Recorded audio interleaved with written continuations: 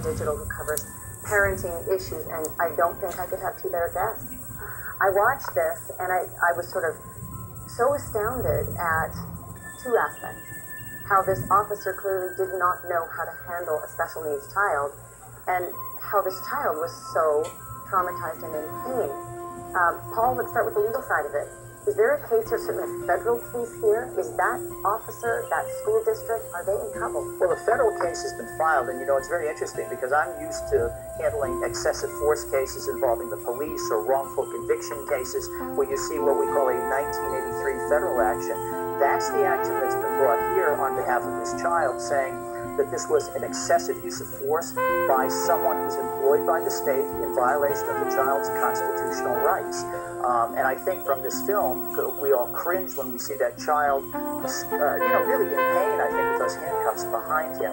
The real issue, though, are the permanent damages. You've got to prove two things in a lawsuit. One, that you were damaged and that those damages had some permanence. And I think that's where they may get into some problems. Hard to prove that this will scar him for life. So, Kelly, I think there are two different schools out there watching this right now. The parents who don't have children who are special needs and aren't traumatized themselves in trying to raise special needs kids, who can be horrifyingly painfully difficult.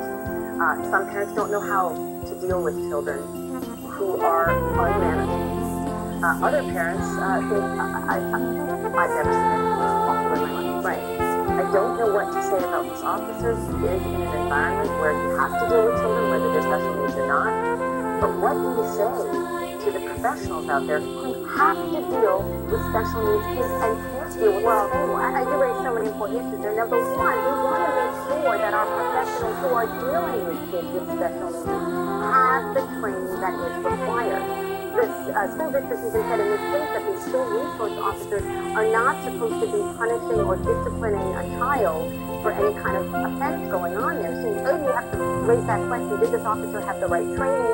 Was he sitting at the grounds to do what he did under the Kentucky Board of Education own law that you can't use handcuffs on a child unless that child looks like the child is going to hurt himself or someone else. But I think we also have to talk about dealing with special needs kids. We were talking about it. Physical restraint should be a last resort.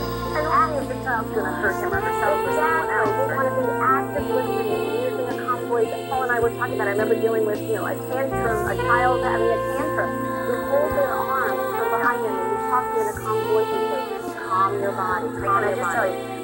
Tantrum children, well, an ADHD child can do that on steroids day after day after day.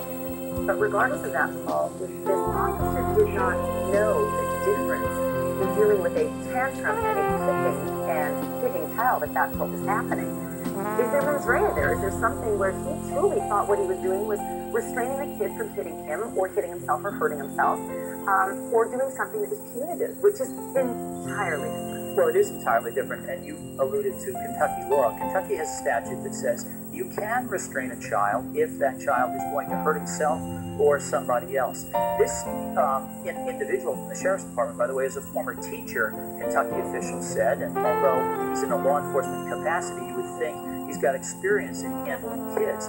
I think we've got to step back from this case a little bit, though, and find out what was going on at the time the officer put the restraints on. Before the video. Was it really horrific? No, Was he trying to hurt somebody? I'm not hearing that in the reports. The only thing that's reported is that this third grader took a swing at the cop's elbow. Well, what's the big deal there? So it does sound like an overreaction from beginning to end, but we've got to see all the facts. Have to leave it there, sadly. But there is a difference between